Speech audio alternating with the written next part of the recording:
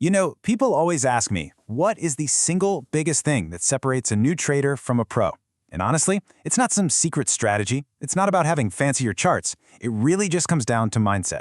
So in this explainer, we're going to break down one trader's really painful mistake to uncover a lesson that, I promise you, once you learn it, it can change everything. I mean, this quote just says it all, doesn't it? This one sentence is the whole game. It really gets to the heart of the battle that every single trader faces.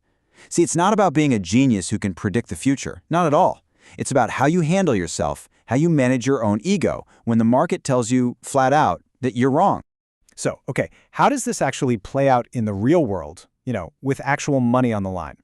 Let's dive into the story of one trader who learned this incredibly important lesson the absolute hardest way possible. Okay, so let's set the scene. Our story starts with our new trader. And like a lot of us, he'd done his homework. He found a stock that he really believed in. And for a while, everything was going perfectly. So he was in a stock called SRRS. He'd been holding it for over a month, just watching it climb and climb until it hit a new all-time high. He was feeling so confident, so proud of his analysis. In his head, he could already see it hitting his target of $12. You know that feeling, right? He felt like he had the market completely figured out. And then, just like that, overnight, his entire world got flipped upside down. The confidence, the plan he was so proud of, the profits, poof, all gone in an instant, and the market hadn't even opened yet. See, at its peak, he was sitting on a nice, comfortable paper profit of $615. That was his high point. That number wasn't just money, it was validation. It was the market telling him, hey, you were right, your hard work paid off. But then he woke up the next morning, sat down at his computer, and saw this. The pre-market quote was $9.25. His stomach just dropped. The stock had gapped down in a huge way. Let me tell you, no coffee was needed that morning. He was wide awake. He quickly did the math, and in the blink of an eye, that $615 profit had not only vanished, it had turned into a $50 loss. Now this is the moment of truth for any trader. What do you do now? So what happened? Well, a quick search for news brought up the devastating reason. A competitor had just announced a superior product. And worse, analysts were already saying it could steal a fifth, a full 20% of SRS's market share in the first year alone. The whole story for why he owned the stock had fundamentally changed. And this, right here, is where the real battle begins. It's no longer him against the market. Nope. It's an internal war. It's his emotional need to be right versus the cold, hard logic of the trading plan he made. This slide just nails that internal conflict. On one shoulder, you have his ego just screaming at him, "Don't worry, you're right, the market's overreacting, it'll come back." But on the other shoulder is his trading plan, the one he created when he was calm and rational, and it had one simple, unemotional command: sell. As a trainer, I see this happen all the time, and it's heartbreaking.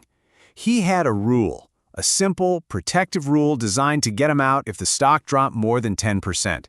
But in the heat of the moment, with his emotions all tied up in being right, he just chose to forget it. He decided he was smarter than his own plan.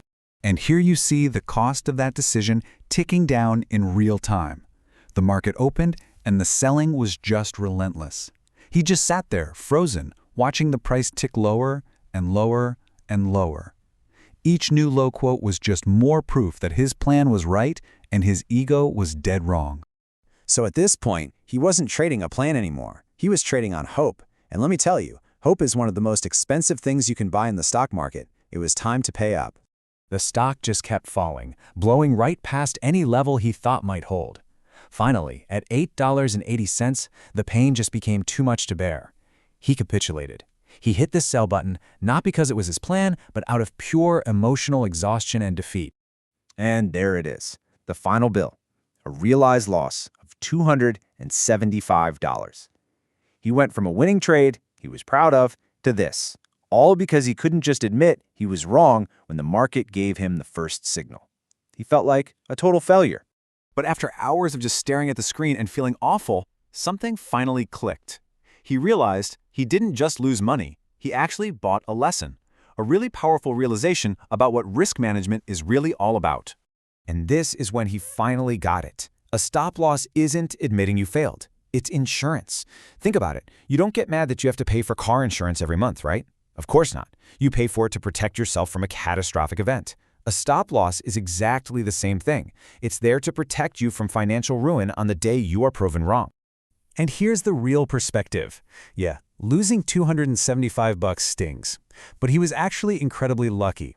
He learned one of the most vital lessons in all of trading, and he paid a relatively small tuition fee for it.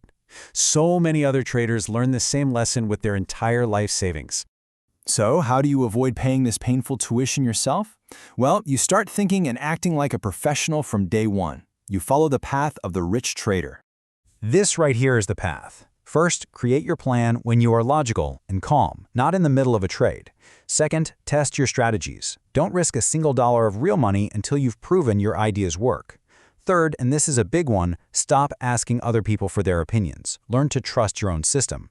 And finally, number 4, just put in the hours. You have to understand that learning to trade is a skill, and like any skill, it takes time and effort. There are absolutely no shortcuts.